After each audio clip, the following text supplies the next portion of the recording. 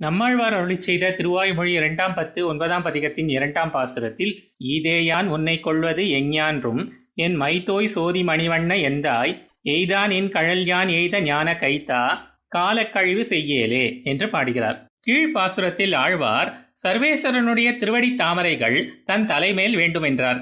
உடனே அவன் ஆழ்வாரிடம் இதுவும் இதை தவிர வேறெதுவும் வேண்டுமோ என்றான். அதற்கு ஆழ்வார் வேற எதுவும் வேண்டாம், இது மட்டுமே வேண்டும் என்றார். நீவிர் இந்த விருப்பத்தில் மட்டுமே நிலையாக இருப்பீர் என்பதற்கு உரிய சான்று எதுவும் உள்ளதோ என்றான்.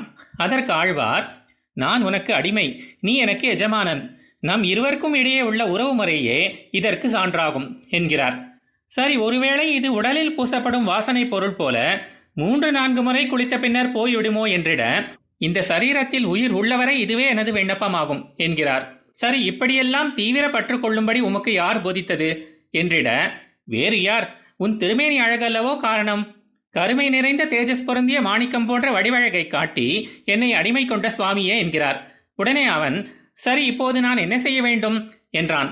அதற்கு ஆழ்வார் உன்னிடம் நான் எப்போதும் விண்ணப்பித்துக் கொள்ளும் பலன் இதுவே ஆகும்.